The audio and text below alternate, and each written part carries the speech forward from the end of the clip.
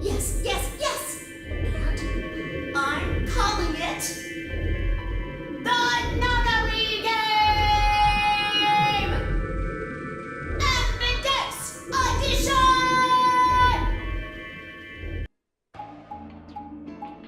Of note, we did not use the weird machine in the corner, nor did we use the computer in that puzzle, because they're for other timelines.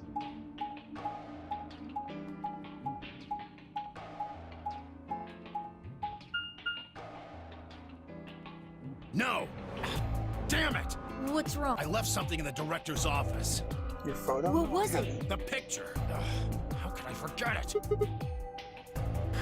I'm going back. You two go on ahead. I want to come with. No, I have that's to fine. Why don't you head I back? took it. The others are probably already waiting. Oh, sorry, I'm like skipping right through all the text. Alright, I'll see you two Right. later then. Bye, Mr. Sigma. I'll check that off towards the blue door. When we were gone. Guess I should be getting back then. But didn't I take the picture? Like I thought I took the picture at the beginning. Yeah, put it back down. I could have sworn I pocketed it though.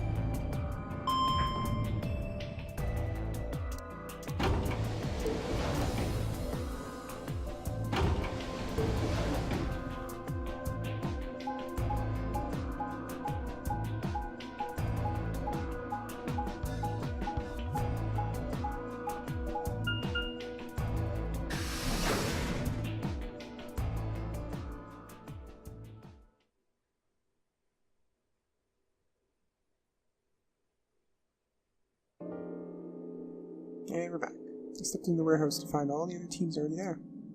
Kay and Luna, Fire and Clover, and Dio. The moment Dio spotted me, he dashed over the rightmost ABR and slid his card to the reader.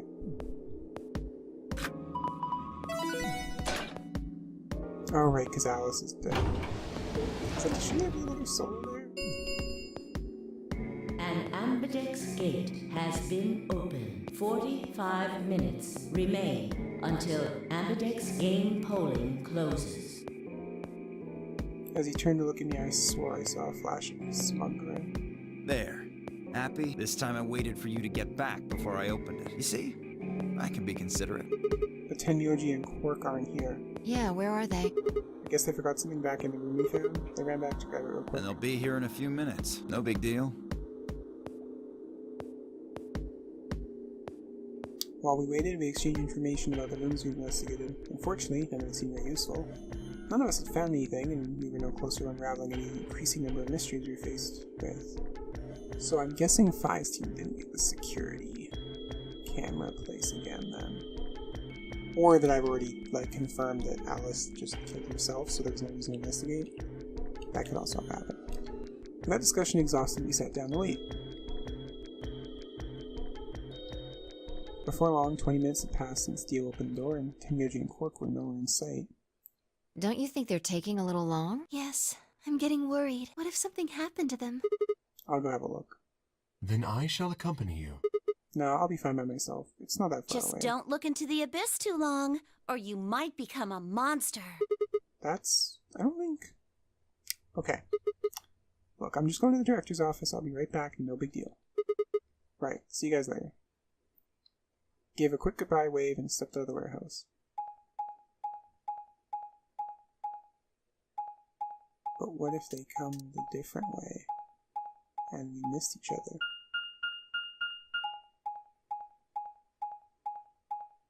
Boop, boop, boop, boop. Whoa, whoa, whoa, you can't go through the arrow. What the fuck? I guess you can. Nuts to me. I feel like there was a shorter path there, but okay. Guess it wanted to show me you could go through the arrow. And they're dead.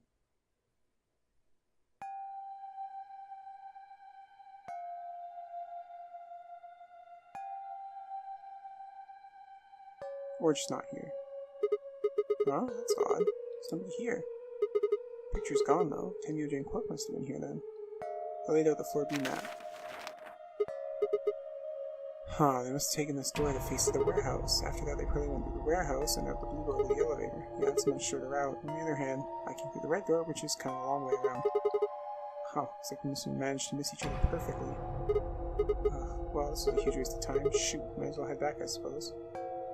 I packed up the map and was headed towards the door when... Huh? There was a light on where there hadn't been a light before. What? Why is that thing on? We messed with it earlier, but nothing seemed to work. I felt a sudden wave of inexplicable, nauseating dread. The light stared at me. I swallowed and edged cautiously toward it. The machine was in arm's reach now. I stretched my hand out toward it, slowly, slowly. So, you finally made it. No, you're... I am Zero. I was the one who brought you here. You undoubtedly have as many questions for me as there are stars in the sky. As you can see, however, this is only a recording. I will therefore be unable to directly answer any questions. Ask if you wish, but I cannot respond. Ugh. I considered taking a swing at him, but decided that was spectacularly futile and left my bald fist at my side. Now, where to begin? There are many things I wish to tell you, but unfortunately, our time is limited. As such, the information I can provide is also limited. I have chosen two things of great importance to tell you. First, I will tell you about termites. Okay. In retrospect, I suppose that's a rather odd thing to say. I imagine you look rather bewildered right now. Perfectly understandable. The person who kidnapped you and threatened you with death is lecturing you about insects. I suspect it hardly seems fair. Nonetheless, this is very important. In a way, it will determine your fate. So I ask that you listen carefully. Have you ever seen a termite mound? They are splendid structures. Some might even call them works of art. Termites are natural architects, and their mounds are both structurally sound and make excellent use of space. So, are they following some sort of plan as they build? Are there termite blueprints detailing which room goes where? No. Of course not. Each termite is simply an oblivious cog in a tremendous machine programmed by millions of years of termite DNA. It is doubtful an individual termite has any idea what its contributions are helping to create. But a human does. We can appreciate the elegant forms of their alien cathedrals. We can see the simple beauty of their perfect functionality. We can understand the splendid I swear to God, if he tells me planning his of their motives are too structure. complex to In other words, understand. only an intelligence of a higher order can understand the beauty of what the termite builds. Now, consider humans. Why are we alive? Why do we love and give birth? Why do we create? From where do our cultures spring? There are many theories, but no one knows the truth. We are oblivious cogs in a tremendous machine programmed by millions of years of human DNA. I just want to quickly take a look at the termite. It's actually just useless information that only a biologist would care about. Okay. No doubt you see now Nothing what this is analogy stopping. is supposed to illustrate. Yes, I mean to say humans are not different from termites. We trudge through our lives with no greater understanding of our ultimate goal. You might say we don't understand what we're building. Only an intelligence of a higher order than ours can understand what we're doing. Imagine how we might look to such an intelligence. We may be building some structure so perfect and elegant, we can't even perceive it. Or Whatever doing it nothing. is, we've likely been building it on a dimension just above the ones we know since time immemorial. If we are like the termites, then what we've created is almost certainly something of tremendous beauty. And you are about to catch a glimpse of it. Or have you already? Well, that's enough on that subject, I think. Consider what I've said.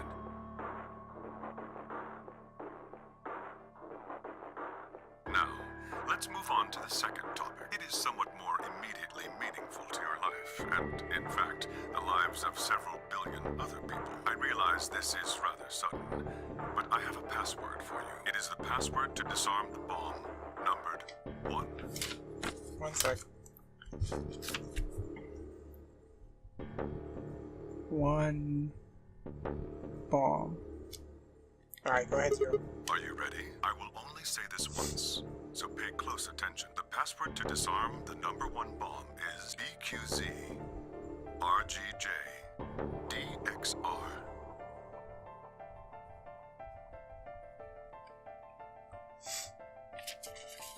I had no idea what he was talking about, but I knew I needed to write it down on a sticky note and on my bass speaker so that I could get it later when I needed it. What bomb? Was he saying there were bombs too? I guessed in my future confusion he showed no sign of it. That is the last of the information this message was meant to convey. Before I go, however, I have a warning. You cannot tell any of your companions what you heard or saw here. If you do, you will be penalized immediately. I hope we will meet again someday. We would have much to discuss. Oh shit. Wait, goddamn, you can't just spout all that crap and disappear. I found myself yelling in empty air. The hologram had disappeared. Ugh, what kind of idiot does he take me for? Termites? Other dimensions? How could that have anything to do with kidnapping us? Shit! I kicked out a nearby shelf. 10 minutes remain until Ambidex game polling closes. All players, please enter your vote. If no vote is recorded before the deadline has passed, any non-voting parties will automatically ally. Ah, crap. I need to get back. Not there's any point staying here. I spun around and ran out of the room toward the warehouse. And now we get to see the map. Oh, shit. We don't get to see the map take us back. Wow. Look, Mr. Sigma's back. Took you long enough.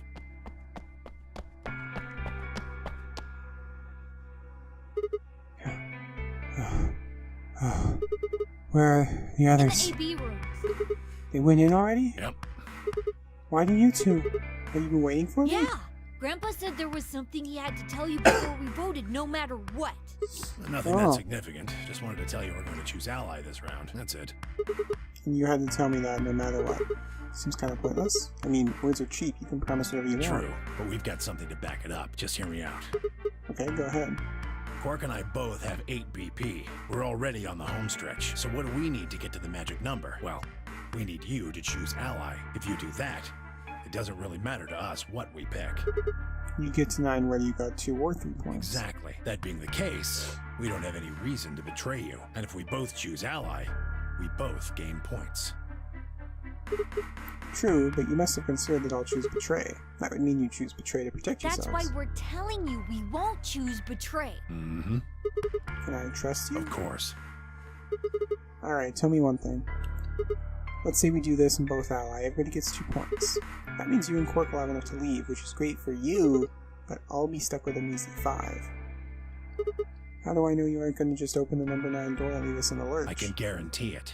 I can give you my word. I will not open the number 9 door, even if I have enough points to do so. I swear it. We aren't going to abandon everybody else just so we can escape. I swear too. I promise. Oh man. So all you've got is a When I promise, make huh? a promise, I keep it. Trust me. Please, you've got to trust us. Alright, fine.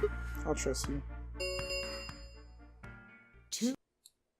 We're counting on you, Sigma. You gotta choose Ally. You promised.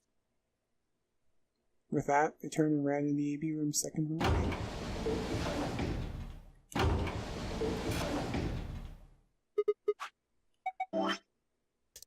Wow, this one goes on for a while. Oh, #1 deactivation code. I'm glad they write it down there for you. Oh, yeah, it's because we actually got to do a white room, that's why. Duh.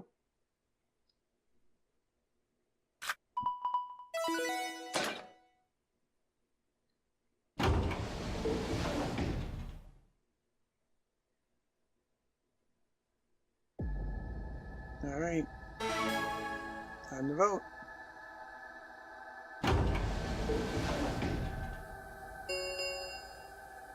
One minute remains until Ambidex.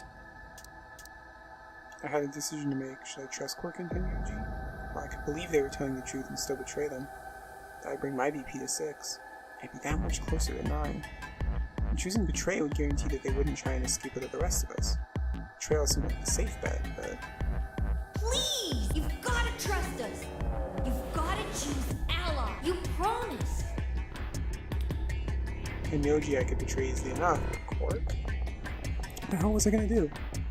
10 seconds remain until Ambidex game polling closes. 9, 8, 7, 6, 5, 4, 3, 2, 1. Yeah, sure, why not? Let's watch them leave us all behind.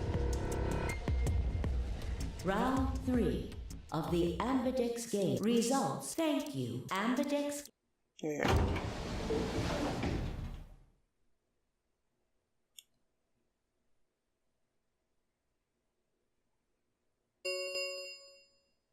Results from round. Please direct. Okay. Everybody but Al should be here, yeah?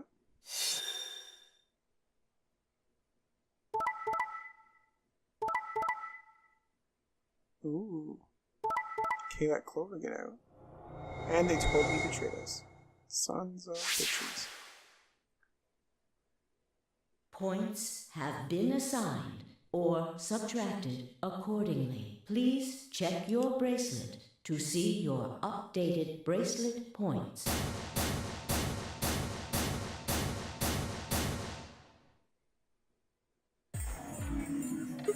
Hey, what the hell, guys? Why'd you betray me? Quark had nothing to do with this. I made the vote. Grandpa. Alright, fine. Why you break your promise to I me? only promised you one thing. We wouldn't open the number 9 door, even if we got 9 points. What? So you're not gonna leave? Not what I said. Of course we're going to leave. What? Look, see Clover over there? What? Don't tell me.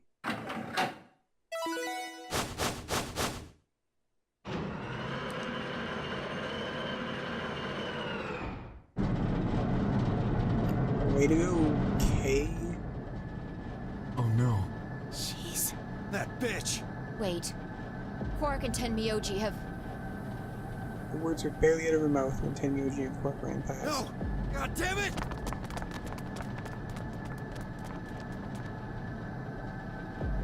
Clover, are you really going to leave? Well, yeah. Why else would I open the door? But why? I'm going to go call the others so we can capture Zero Senior. Tenmyoji, are you and Quark going too? Yeah. Sorry about that. Sorry, everybody. So Sigma, happy? Kept my promise. Clover opened the door, not me. Like hell, I'm happy. That's some shady shit, Tenmyoji. You say so. I have to get out of here, and that's that. He's got to pay for what he's done. He? Zero. You mean you know who Zero Senior is? Yeah. No point keeping it a secret now, I suppose. I know exactly who Zero Senior is. What?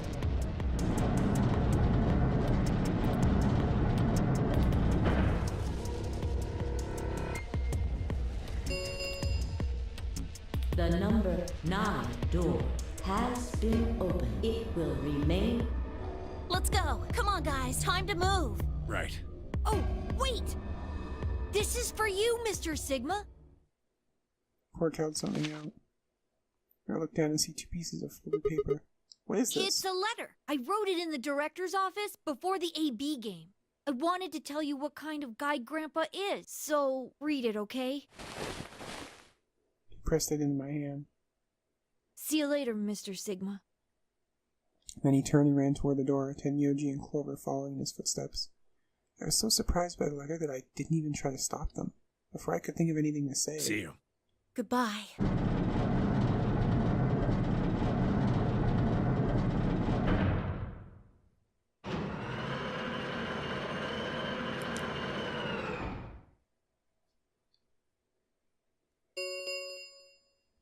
The number 9 door has closed. This ends the Nonary game. Thank you for your participation. As the game is over, all doors other than the number 9 door have been unlocked. Escape is not possible. Please enjoy your stay.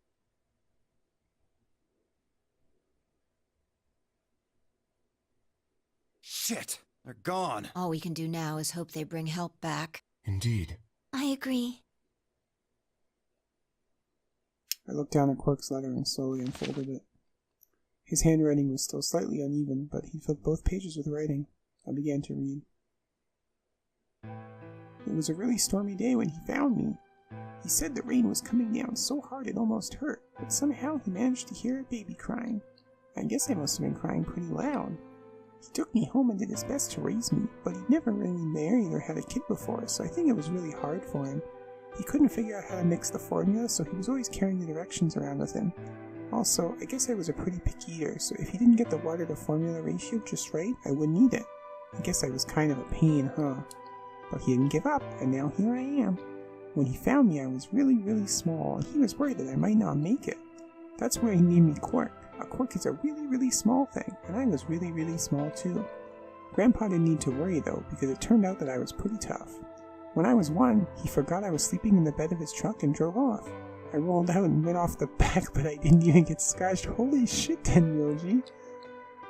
I started walking when I was 2, and when he wasn't looking, I fell down the stairs. I didn't get hurt then either.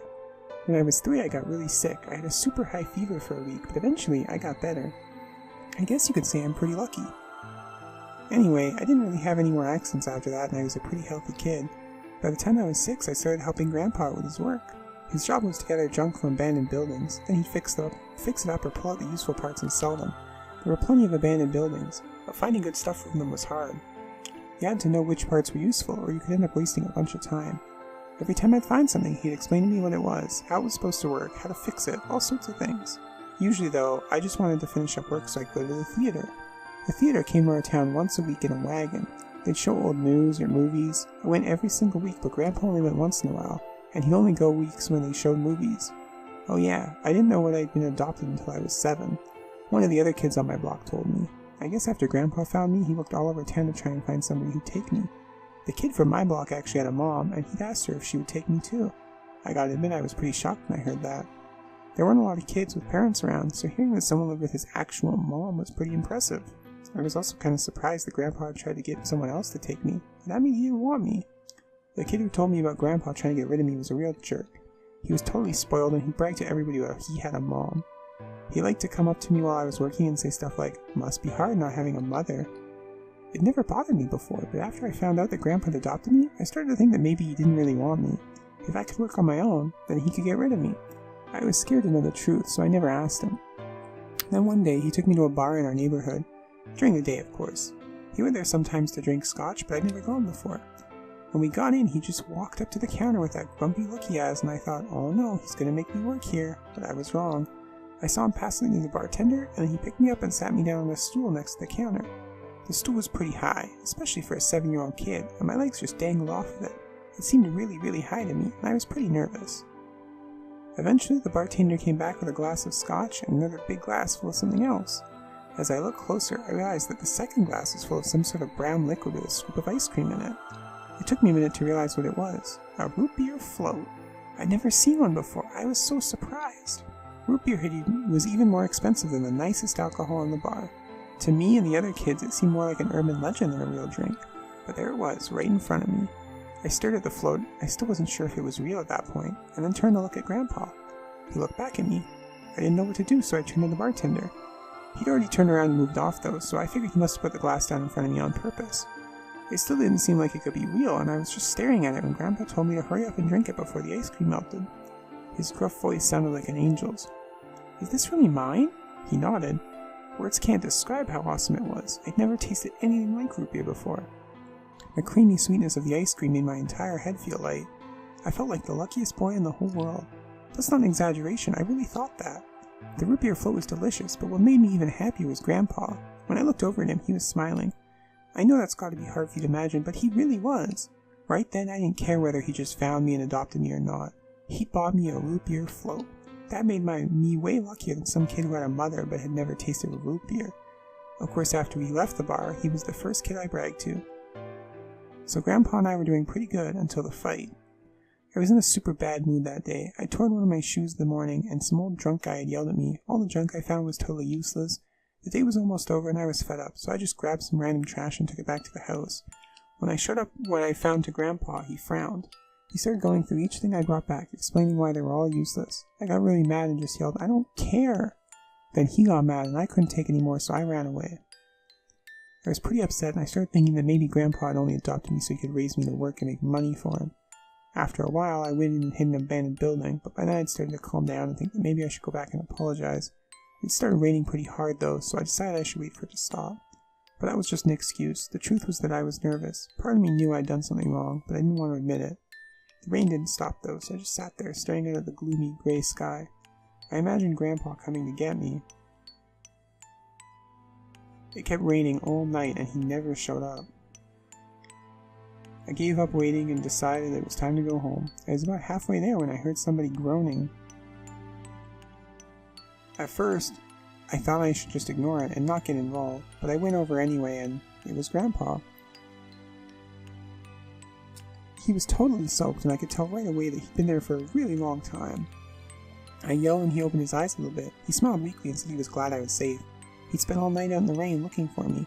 I felt awful. Grandpa had never been out in the rain looking for me so long that he collapsed. I was horrible. He'd heard me crying in the rain, but I hadn't heard him. As I ran to get the doctor, I promised whatever God might be listening that if they would only save Grandpa, I'd never ask for another rear float ever again. He got a real bad fever and his temperature wouldn't go down for days. The doctor said that if he kept up, he'd die. If he died, then I'd be all alone. There wouldn't be anybody left to care about me. The thought of that happening terrified me. Fortunately, I must have passed some of my luck on to Grandpa because a week later his fever finally broke. I was glad he wasn't going to die, but I was also a little scared. What if he had decided he didn't want a stupid kid like me anymore? My plan was to apologize as soon as he woke up, but when the moment came, my brain just stopped. Grandpa started to talk, and it took me a minute to realize he was apologizing. I didn't know what to think. He explained that he was an old man, and that meant he was probably going to die sooner rather than later. He was strict with me because he wanted to make sure I'd be able to make it on my own after he was gone. Maybe he'd been a little too strict. All of the things I'd worried about had been stupid and selfish. Grandpa cared about me a whole lot. He'd been worried when I ran off, and he got out in the rain to look for me. I tried to apologize, but when I opened my mouth, I just started crying. I don't think I've ever cried that much since I was a baby, but he just smiled and patted my head. I asked him if he'd ever regretted adopting me. His eyes got all wide and he said, "Of course not." He told me that he was looking for a really important lady. And because of that, he'd had to give up on pretty much everything else in his life. When he took me in and started raising me, he felt like he'd gotten some of what he lost back. That was when I decided I'd stay with him forever, even if he said I couldn't.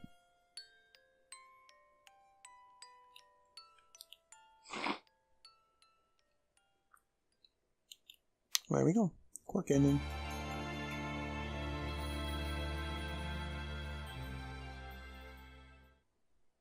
Oh, Tenmyoji ending. Okay.